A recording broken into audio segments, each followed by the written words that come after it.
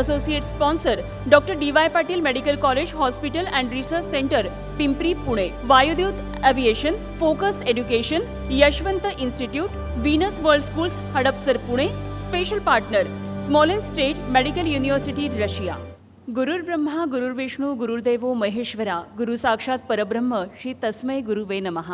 शिक्षण क्षेत्रात काम करणाऱ्या आणि येणाऱ्या प्रत्येक पिढीमध्ये शिक्षणाचं बीज पेरत फक्त अभ्यासच नव्हे तर त्यासोबत आयुष्यातली महत्त्वाची मूल्ये शिकवत त्यांना घडवणारे शिक्षक आज आपल्यासोबत आहेत आणि इथं उपस्थित असलेल्या सर्व मान्यवरांचे, शिक्षकांचे आणि उपस्थितांचे झी 24 तासच्या सर्व प्रेक्षकांचं स्वागत। नमस्कार, मी अनुपमा खानविलकर। आपण पाहताय झी 24 तास आणि झी 24 तास प्रस्तुत शिक्षण परिषदमध्ये आपल्या सगळ्यांचं मनापासून स्वागत। आपल्या झी 24 तासच्या या शिक्षण परिषदेमध्ये आपण काळानुसार शिक्षणामध्ये होणारे बदल, करिअर पॉइंट ऑफ व्ह्यू, कौशल्यपूर्ण शिक्षण, शिक्षणातल्या खेळाचं महत्त्व आणि त्यातल्या करिअर अशा वेगवेगळ्या विषयांवर या शिक्षण परिषदेमध्ये चर्चा करणार आहोत। झी 24 तास शिक्षण परिषद 2024 associate partner doctor D Y. Patil medical college hospital and research centre Pimpri Pune, Vayudoot aviation, focus education, Yashwant institute, Venus world school Hadapsar Pune, special partner Smolensk state medical university Russia आणि झी 24 तास 2024 शिक्षण परिषद या कार्यक्रमासाठी मी आमंत्रित करते आहे। या परिषदेमागची नेमकी भूमिका काय आहे स्पष्ट करण्यासाठी झी 24 तासचे कार्यकारी संपादक कमलेश सुतार यांना। नमस्कार। आजच्या या कार्यक्रमाला उपस्थित असणारे राज्याचे उच्च व तंत्र शिक्षण मंत्री माननीय चंद्रकांत दादा पाटील, शालेय शिक्षण मंत्री दीपक केसरकर ज्यांचं आत्ताच इथं आगमन झालं आहे आणि सोबतच शिक्षण क्षेत्रातले अनेक मान्यवर आणि या कार्यक्रमासाठी आवर्जून उपस्थित असणारे विद्यार्थी मित्र आणि मित्र मैत्रिणींनो, झी 24 तासतर्फे फक्त बातम्यांच्या विश्वात न राहता त्याच्या पलीकडे एक सामाजिक दायित्व म्हणून, एक सामाजिक जबाबदारी म्हणून वेगवेगळे उपक्रम नेहमीच राबवले जातात। वेगवेगळ्या कॉन्क्लेव्ज अशा असतील किंवा टी व्हीवर दिसणारे असे तुम्हाला वेगवेगळे प्रोग्राम असतील, याच्यातून झी 24 तास या महाराष्ट्रातल्या आणि देशातल्या अग्रगण्य वृत्तवाहिनीनं नेहमीच आपलं वेगळेपण जपलेलं आहे। याचाच एक भाग म्हणून गेली अनेक वर्ष आम्ही वेगवेगळ्या विषयांवरती असे कार्यक्रम महाराष्ट्रातल्या वेगवेगळ्या जिल्ह्यांमध्ये, वेगवेगळ्या शहरांमध्ये घेत आहोत। आज झी 24 तासची ही शिक्षण परिषद होते। शिक्षण परिषद का याची थोडक्यात मला भूमिका विशद करायची, कारण नंतर आपल्याला मान्यवरांना ऐकण्यासाठी आपण इथे आलो आहोत। वेगवेगळ्या विषयांवरती आज चर्चा होणार आहे। शिक्षण हा गेली अनेक वर्ष, अनेक शतकं, खरं तर हा विषय जितका इव्हॉल्व्ह होत गेला आहे, जितका बदलत गेलेला आहे, तो तितकाच रेलिव्हंट राहिलेला आहे। कुठल्याही काळात शिक्षणाचं महत्त्व हे नेहमीच ज्याला आपण म्हणू शकतो त्रिकालबाधित असं सत्य राहिलं, ते कधीच बदललेलं नाही आहे। प्रत्येक पिढी कुठल्याही काळातली असो, ती घडवण्याचं काम केवळ आणि केवळ शिक्षकांनी आणि शिक्षणाने केलेलं आहे।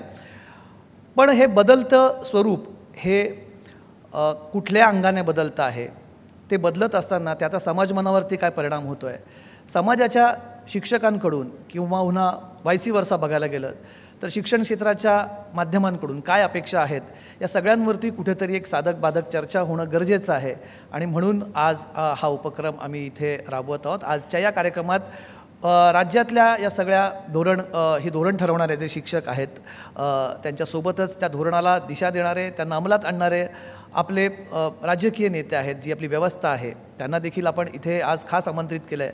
त्यांचं विजन नक्की या विषयावरती काय आहेत, कुठल्या अडचणी त्यांच्यासमोर आहेत अनेक गोष्टी राबवताना, आणि सोबतच तुमच्यासारखे इथे या कार्यक्रमासाठी उपस्थित असणारे अनेक मान्यवर आहेत, दिग्गज आहेत, त्यांनाही कुठेतरी या चर्चेमध्ये सहभागी होता यावं, यासाठी आम्ही शिक्षण परिषदेचा हा पूर्ण प्रपंच करत आहोत।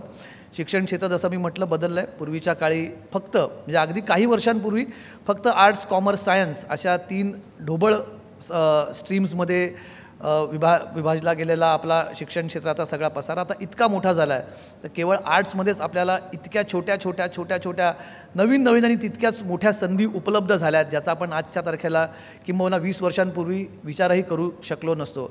आमच्या वेळेस कदाचित इतके पर्याय उपलब्ध नव्हते, म्हणजे 20 वर्षापूर्वी, फार पूर्वी नाही, 20 वर्षांपूर्वीसुद्धा इतके मोठे पर्याय उपलब्ध नव्हते, पण आज ते उपलब्ध आहेत हे, आणि त्या दृष्टीने त्यांना प्लॅटफॉर्म देणाऱ्या संस्था आज समोर येत आहेत आणि त्यांच्यापैकी अनेकांची नावं तुम्हाला इथे दिसतात. अनेक मान्यवर संस्था आहेत ज्या आज या कार्यक्रमाच्या निमित्ताने आमच्यासोबत जोडल्या गेल्यात. त्यामुळे या सगळ्यांसोबत तुम्ही प्रेक्षक म्हणून आणि सगळे मान्यवर जोडले जाल. आजही तुम्ही इथे आलात.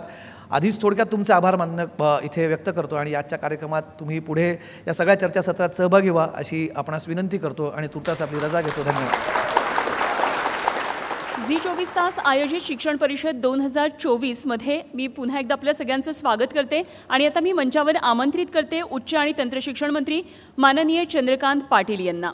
आणि मी आमचे प्रतिनिधी सहकारी अरुण मेहत्रे यांना विनंती करते चंद्रकांत पाटील यांना आपण मंचावर घेऊन यावं. आणि यापुढची सूत्र हाती घेत आहेत आमचे प्रतिनिधी आमचे सहकारी अरुण मेहत्रे. नमस्कार. झी 24 तास शिक्षण परिषदेमध्ये आपलं स्वागत. आणि आत्ता माझी सहकारी तिनं उल्लेख केला त्याप्रमाणे चंद्रकांत दादा पाटील राज्याचे उच्च व तंत्रशिक्षण मंत्री आपल्यासोबत आहेत. दादा, शिक्षणाच्या निमित्तानं शिक्षण व्यवस्था शिक्षण पद्धती या सगळ्या अनुषंगाने मंथन करण्यासाठी आपण इथे जमलेलो आहोत. आपण ज्यावेळेस बजेट सादर करतो मग केंद्राचं असू देत किंवा राज्याचं शिक्षणावरचं बजेट जे आहे म्हणजे त्याची टक्केवारी ही कमी कमी होताना दिसते अशा स्वरूपाची टीका होते किंवा तसं निरीक्षण नोंदवलं जातं. आणि या निमित्ताने देखील मुलींना मोफत शिक्षण दिलं पाहिजे, निश्चितपणे दिलं पाहिजे. पण त्याशिवाय असाही प्रश्न उपस्थित होतो की खरोखर आपली राज्याची आर्थिक स्थिती काय आहे आणि त्यातून मग कसा मार्ग काढला जातो, कारण प्राथमिकता तुमच्या बदलतात. मला हे मान्य आहे की राज्याची सॅलरीवर होणारा जो खर्च आहे, पेन्शनवर होणारा खर्च आहे आणि घेतलेल्या कर्जावरचा व्याजावरचा खर्च आहे हा इतका मोठा आहे. समोर राज्याचे माननीय शिक्षण मंत्री जे बसलेले आहेत त्यांच्या डिपार्टमेंटमधलं सॅलरीची अमाऊंट जरी तुम्ही ऐकलीत तर तुम्ही चकित व्हाल. या देशातल्या सगळ्या छोट्या राज्यांचं बजेट एकत्र केलं, बजेट पूर्ण, तरीसुद्धा महाराष्ट्रातली शिक्षकांची सॅलरी जी आहे ती त्याच्यापेक्षा जास्तच निघेल. शिक्षणावरचं खर्च ही इन्व्हेस्टमेंट आहे. तुम्ही जर शिक्षण चांगलं देणार नसाल तर बाकीच्या गोष्टी तुम्ही कशा करू शकाल. आज शिक्षणावर चांगला खर्च करण्यामुळे प्रामुख्याने गेल्या 2 वर्षामध्ये नवीन शैक्षणिक धोरणामध्ये इतक्या ॲडव्हान्स गोष्टी आपण आणत चाललो. म्हणजे कधी रोबोट आपल्याला पॉलिटेक्निक इंजिनिअरिंगमध्ये फिजिकली बघायला मिळेल, ऑपरेट करायला मिळेल अशी आपण कल्पनाच करू शकतो. 3 कोटी त्याची कॉस्ट आहे. पण महाराष्ट्रातल्या 3 पॉलिटेक्निकमध्ये लागलं. परवा पुण्यातल्या पॉलिटेक्निकमध्ये माझ्या हस्ते उद्घाटन झालं. आता केंद्रीय IT मिनिस्टर मुंबईत आले होते. त्यांना जेव्हा आम्ही हे सांगितलं तर चकित झाले आणि त्यांनी आता 41 पॉलिटेक्निकसाठी प्रत्येकी 3 कोटी मान्य केले. आणि त्यामुळे ही इन्व्हेस्टमेंट आहे. पण ओढाताण आर्थिक विषयाची आहे, मला मान्यच आहे. शिक्षकांच्या पगारामध्ये विना अनुदानित शाळांचे शिक्षक पगारासाठी भांडत आहेत. त्यांना आपण टप्पे जे दिले 20%, 20%, 20%, 20%, त्यातले काही टप्पे झालेत तर काही टप्प्यासाठी ते आंदोलनं करत आहेत. आणि तेवढा आपल्या महाराष्ट्रासारख्या मोठ्या राज्याला बाकी गोष्टी पण खूप असल्यामुळे ओढाताण होते. पण आमचा आग्रह आहे की शिक्षणावर तुम्हाला खर्च करावा लागेल, त्याशिवाय तुम्हाला चांगली ह्युमन बिईंग्स मिळणार नाहीत. पारंपरिक शिक्षण आणि व्यवसायभिमुख शिक्षण याच्यामध्ये कुठेतरी एक संघर्ष, कारण आता बघतो आहोत की अनेक किंवा असंख्य इंजिनिअरिंग कॉलेजेस असे आहेत की जी ओस पडत आहेत किंवा पारंपरिक अभ्यासक्रमांना प्रवेश कमी झालेले आहेत. मग आता स्किल डेव्हलपमेंट विद्यापीठाची स्थापना झाली, युनिव्हर्सिटी, ते उत्तम बाब आहे. मात्र दुसऱ्या बाजूला पारंपरिक शिक्षण किंवा पारंपरिक अभ्यासक्रमांची होत असलेली दुरावस्था किंवा दुर्गती जी आहे तर ती कशी आपण दूर करणार आहोत किंवा त्यातही काही आपल्याला नवीन अशा अपेक्षा ठेवता येतील का? नवीन शैक्षणिक धोरणामध्ये हा जो घिसापिटा arts science commerce arts science commerce arts science commerce आणि डिग्री घेऊन बेरोजगारीचा विषय चालला, त्याच्याच मुळाशी हात नवीन शैक्षणिक धोरणामध्ये घातला की तुमची डिग्री ही 3 वर्षाची ऐवजी 4 वर्षाची करूया आणि तुम्ही आर्ट्सचे विद्यार्थी आहात, बरोबरीने सायन्सचे सब्जेक्ट शिका, बरोबरीने कॉमर्सचे सब्जेक्ट शिका, योगा शिका, मेडिटेशनच्या माध्यमातून एकाग्रता वाढवा. एखाद्या वेळेस तुम्ही काही लॉचे सब्जेक्ट शिका जेणेकरून तुम्ही जे 4 वर्षाचे ग्रॅज्युएट व्हाल, सुरू झालं या वर्षापासून 4 वर्षाचे ग्रॅज्युएट व्हाल त्याला तुमची पर्सनॅलिटी व्हर्सटाईल झालेली असेल आणि तुम्हालाही नोकऱ्यांचे ऑप्शन्स असतील किंवा मला सायन्समधले 2 सब्जेक्ट मी केलेले असल्यामुळे ही फलाणी एक नोकरी आलेली फॉरेन्सिक लॅबमध्ये, तिथे मी जाऊ शकतो. किंवा पॅरामेडिकल कोर्सेस मी पूर्ण केले तर मेडिकल हेल्थ म्हणजे वैद्यकीय सुविधेमध्ये प्रचंड डिमांड आलेली आहे, प्रचंड जॉब्स क्रिएशन झाले इथे आणि विदेशात. मी जाऊ शकतो. आणि त्यामुळे परंपरागत कोर्सेसना आपण नवीन शैक्षणिक धोरणामध्ये थोडं व्यापक केलं. त्याला कोंबो असं आपण म्हटलं की त्या वेगवेगळ्या प्रकारच्या विषयांचं मिळून एकत्रित कोर्स. मग तो 4 वर्ष गेला पाहिजे का? नाही. फ्लेक्झिबिलिटी इतकी ठेवली की 2 वर्षानंतर तुम्हाला वाटलं की सोडावं, तर त्या 2 वर्षाचे क्रेडिट तुम्ही तुमच्या क्रेडिट बँकमध्ये बॅलन्स ठेवता, तुमच्या अन्य व्यापाला लागता. 20 वर्षाने तुम्हाला असं वाटलं की आता माझं शिक्षण मला करायचं, तर ते 2 वर्षाचे क्रेडिट तुम्हाला कंटिन्यू करता येतात.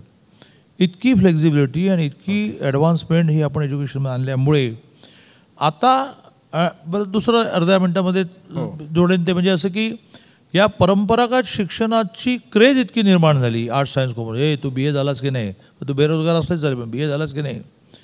परिणामी त्याने ऑटोमोबाईलमधला एक कोर्स पूर्ण केला आणि महिन्याला 1 लाख रुपये कमवतो, तर तो चांगला नोकरदार मानला जात नाही, त्याला चांगली मुलगी मिळत नाही का, तर तो 1 लाख कमवूनही ऑटोमोबाईलमधला आहे.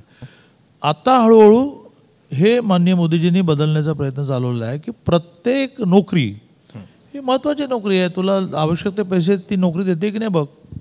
दादा शेवटचा प्रश्न, इथे मोठ्या प्रमाणावरती विद्यार्थी आहेत, त्याच्यात खास करून म्हणजे स्पर्धा परीक्षा देणारे विद्यार्थी आहेत, त्याचप्रमाणे काही मीडिया स्कूलचे विद्यार्थी आहेत. या सगळ्यांना म्हणून तुम्ही काय एक संदेश द्याल?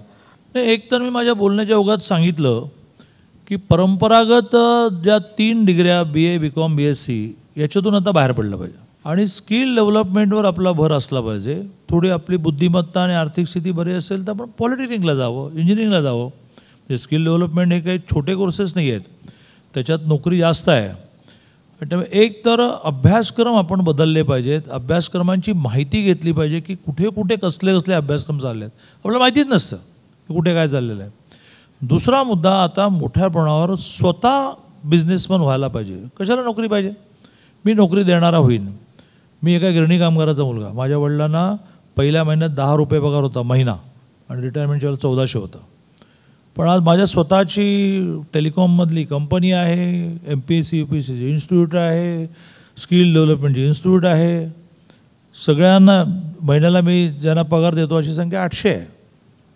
कशासाठी नोकरीच्या मागे लागत? आता हे मिल कामगारचा मुलगा म्हणून मी ज्यावेळेला घर सोडलं त्यावेळेला मला UCO बँकेमध्ये सर्व्हिस आली होती आणि ते अपॉइंटमेंट लेटर फाडण्याचा आम्ही सगळ्यांनी म्हणून कार्यक्रम केला. ही नोकरी मी झिडकारतो आहे आणि मी घर सोडतो आहे संघटनेसाठी. आता UCO बँकेमधून माझं आय एम रनिंग क्रॉसिंग 65, तर UCO बँकेतला एक रिटायर्ड ऑफिसर म्हणून तुम्ही मला स्टेजवर येऊ तरी दिलं असतात का? इथपर्यंत मी आलो याचं कारण मी धाडस केलं. मी 13 वर्ष घर सोडली, मी ऑल इंडिया जनरल सेक्रेटरी झालो, मग पदवीधर लढवली, मग कोथरूड विधानसभा लढवली. जे डिपार्टमेंट मिळेल त्याच्यामध्ये रिझल्ट्स दिले.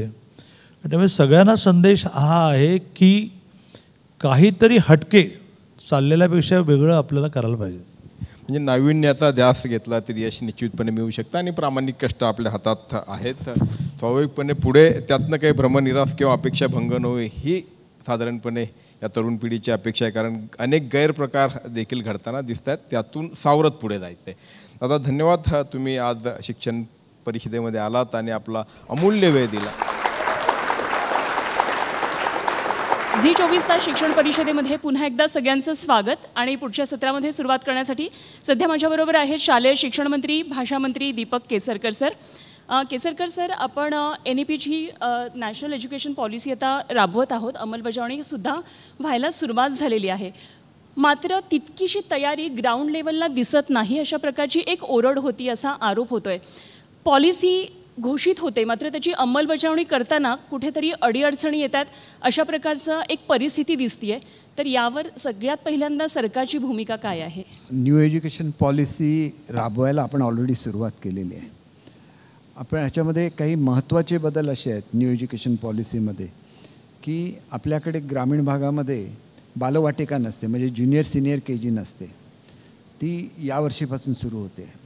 याची पुस्तकं आत्ताच मी येण्यापूर्वी बालभारतीमध्ये जाऊन आलो आणि त्यांना ज्या पुस्तिका लागतात, कारण एकदम छोटी मुलं असतात, तर त्यासुद्धा तयार करण्याची प्रक्रिया चालू आहे.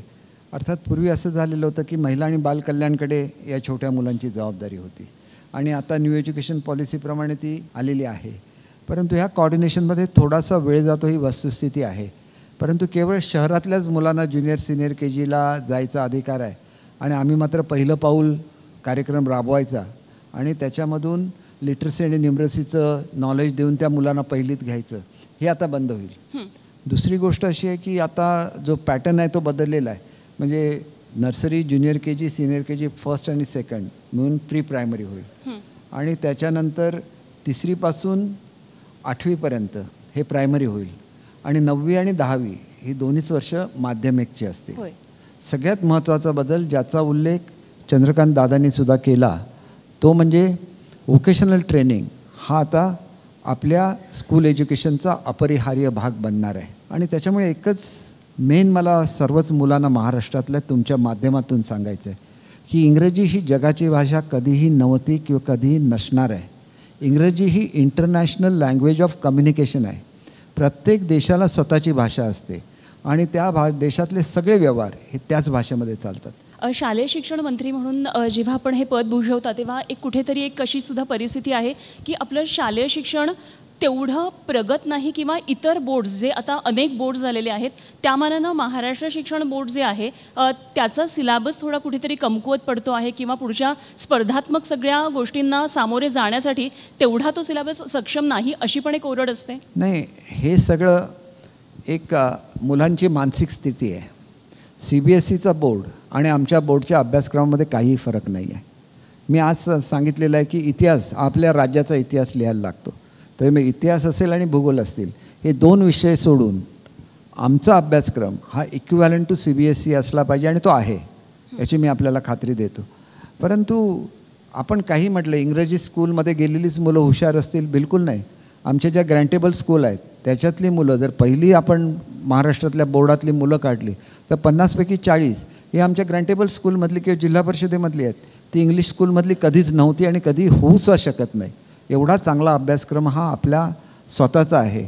आणि CBSE स्कूल ज्यांचं वारंवार बदल्या होत असतात ॲडमिशनच्या दृष्टीने वगैरे लोक त्याच्याकडे बघत असतात, किंवा इंटरनॅशनल स्कूल हे ज्यांना इंटरनॅशनल क्षेत्रामध्ये जायचं आहे त्यांच्यासाठी ते अभ्यासक्रम आहेत. त्याचा भारताशी किती संबंध आहे आणि भारतीय एकंदर शिक्षण व्यवस्थेसाठी किती संबंध आहे ह्याची मला स्वतःला शंका आहे. आणि आम्ही 40 लाख विद्यार्थ्यांची एकाला परीक्षा घेतो, हे जगामध्ये रेकॉर्ड आहे. 2 कोटी विद्यार्थी हे जगामध्ये रेकॉर्ड आहे. आणि मग त्याची व्यवस्था आपल्याला दुरुस्त केली पाहिजे. गेली 2 वर्ष मी हेच काम करतो आहे की या व्यवस्थेमध्ये काय दोष आहे हे काढायला लागतील. आणि जर शिक्षक सॅटिस्फाईड असतील तर ते मुलांना क्वालिटी एज्युकेशन देऊ शकतात. म्हणून आत्ता इथे येण्यापूर्वी मी 4 तास बैठक घेतली आणि ह्या बैठकीमध्ये एकच सार आहे की याच्या पुढच्या काळामध्ये मग तो शिक्षण क्षेत्रामधला एखादा हेडमास्टर असेल किंवा ब्लॉक एज्युकेशन ऑफिसर असेल किंवा एज्युकेशन ऑफिसर असेल किंवा डेप्युटी डायरेक्टर असेल, सगळ्यांना आता फील्डवर उतरायला लागेल आणि एकच काम करायला लागेल, क्वालिटी एज्युकेशन. कारण 8वीपर्यंत परीक्षा नाही म्हणून मुलं अगदी निर्धास्त राहतात. त्याला इंग्रजी येतं की नाही, त्याला गणित येतं की नाही, त्याला सायन्स येतं की नाही, कोणी बॉदर करत नाही. याच्यापुढे असं रिलॅक्सेशन्स टीचर्सना राहणार नाहीत.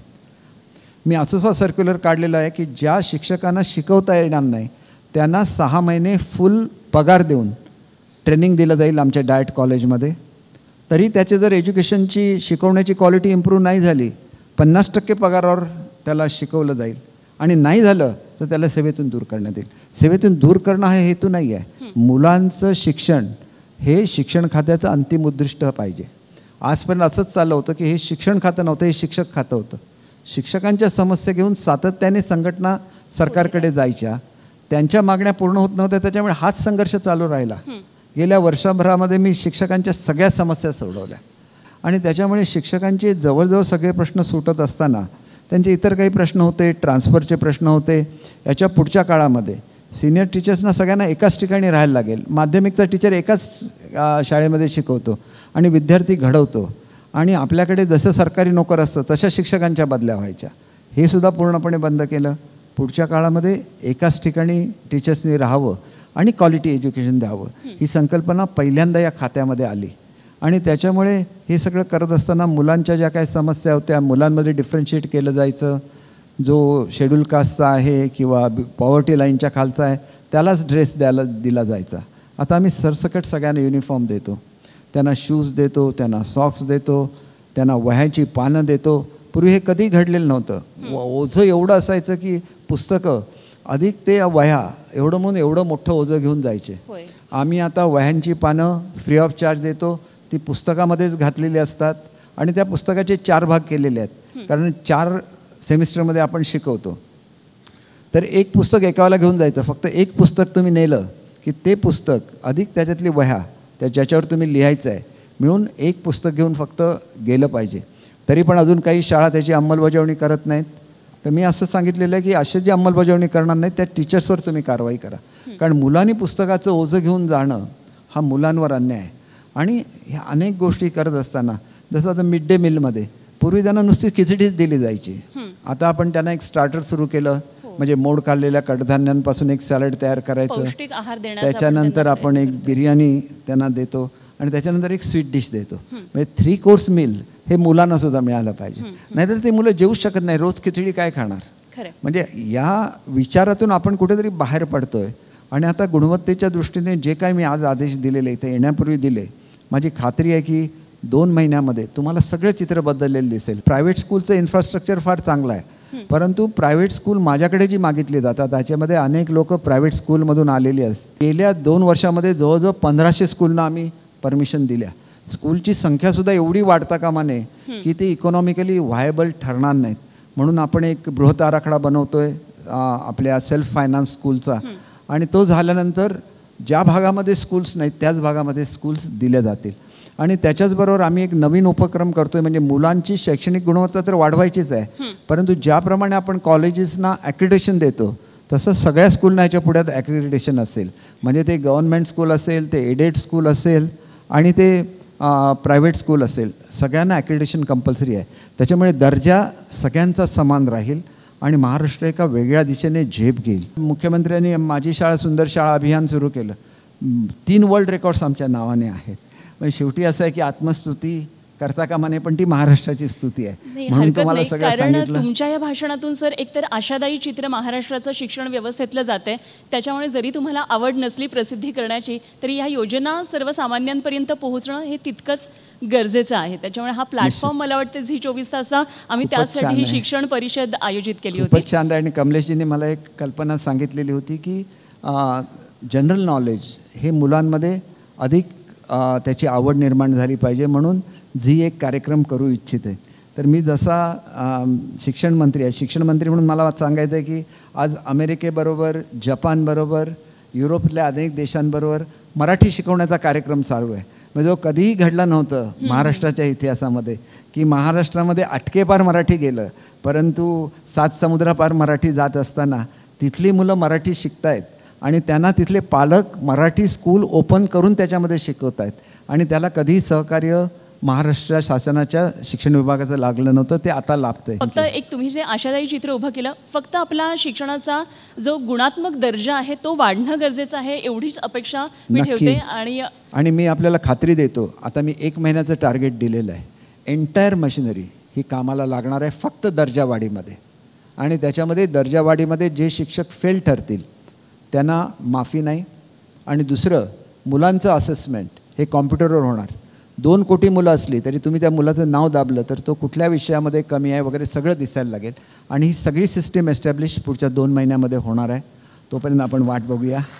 जय हिंद, जय महाराष्ट्र. सर खूप खूप आभार, आपण झी 24 तास या कार्यक्रमामध्ये आलात त्याबद्दल.